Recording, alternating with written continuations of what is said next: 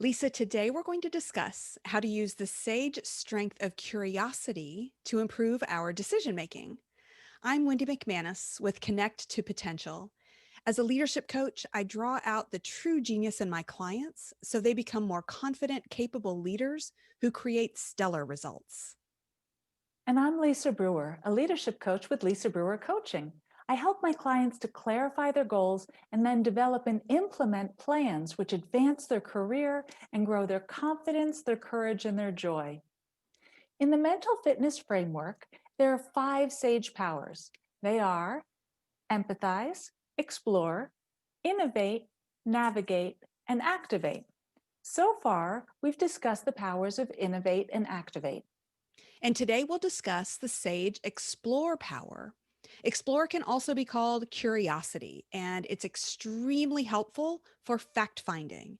It helps you understand a given situation more fully so you can get to the root cause of an issue and make better decisions. Just imagine that you are a fascinated anthropologist who isn't judging or trying to control anything. You're simply wanting to understand how and why things are happening and how and why people are doing what they're doing. Yes, you are gathering information by noticing what's happening without trying to change anything. When you bring that objectivity and detachment, it helps you to see things more clearly.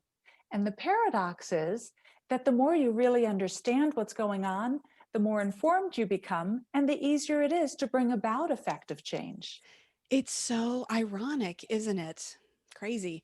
Another way of being in explore mode is to be in awe.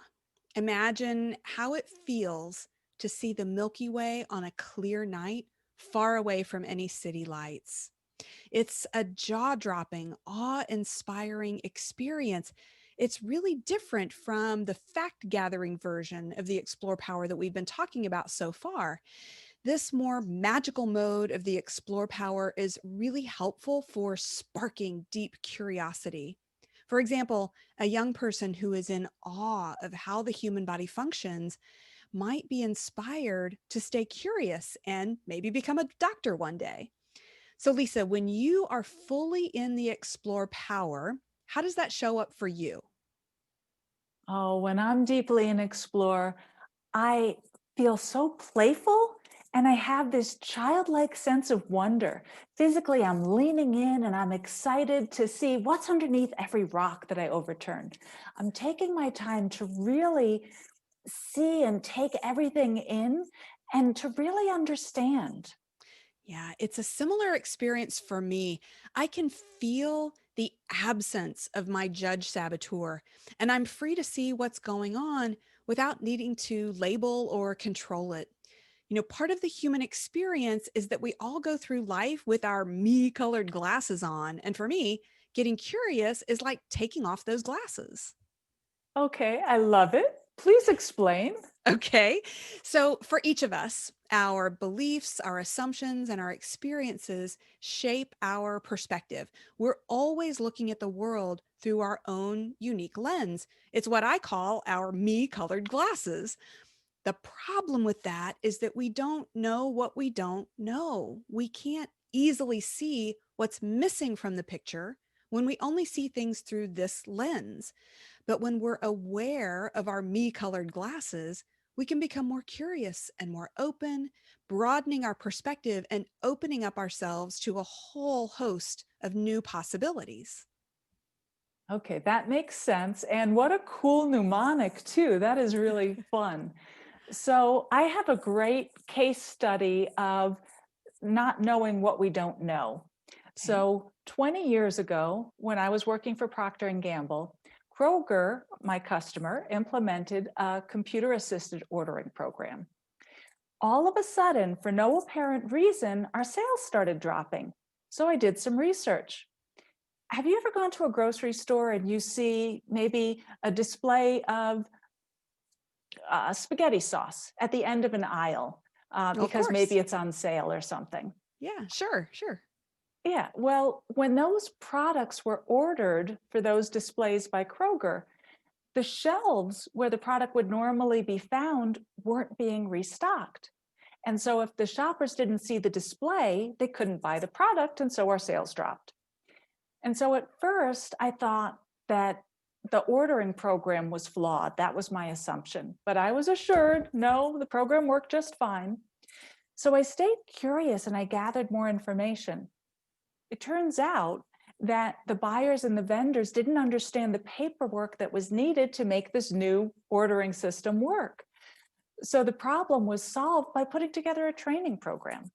I'm so glad you figured that out. What I'm hearing is that this big, expensive problem seemed really complex, but actually had a simple fix.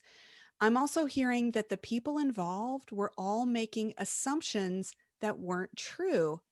Everyone was just seeing their own small part rather than being able to see the whole system. Exactly. And that happens so often.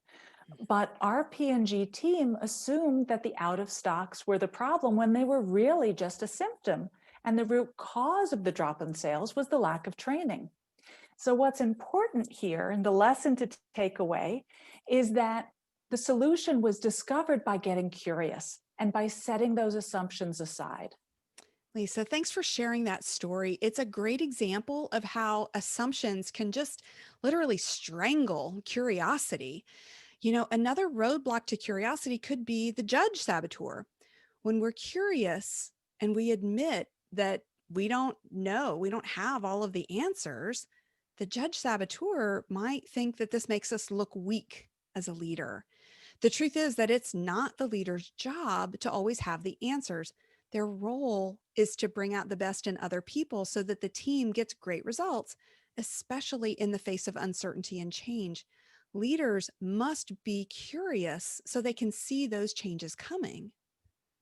Yeah, and it makes a huge difference whether the leader is coming from a place of fear or confidence.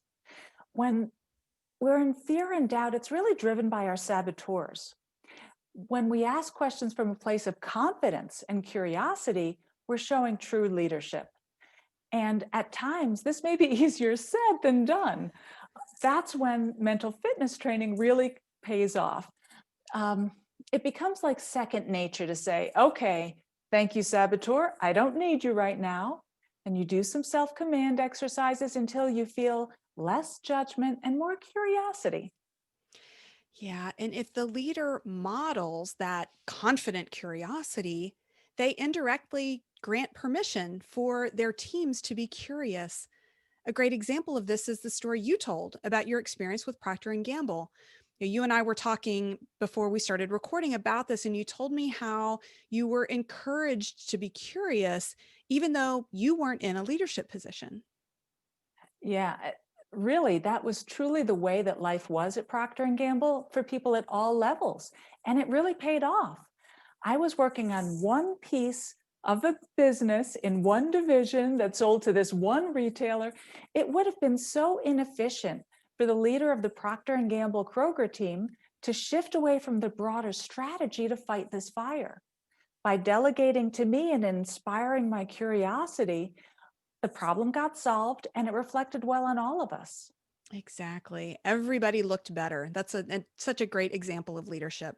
So, to summarize our tips for being more curious, you can move into the sage explore power by acting like a fascinated anthropologist. Look for opportunities to experience awe and wonder. Leave judgment and control at the door and invite in clear eyed objectivity. Notice what curiosity feels like in your body.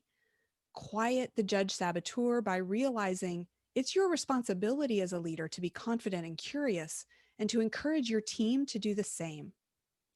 Now, Lisa and I both offer mental fitness training programs, which are great for building deeper trust and productivity within teams. We'd love to talk with you about what this would look like for you and your team. So you can contact Lisa at lisabrewercoaching.com. And you can reach Wendy at connect2potential.com. Until next time, we hope you all experience deep, confident curiosity.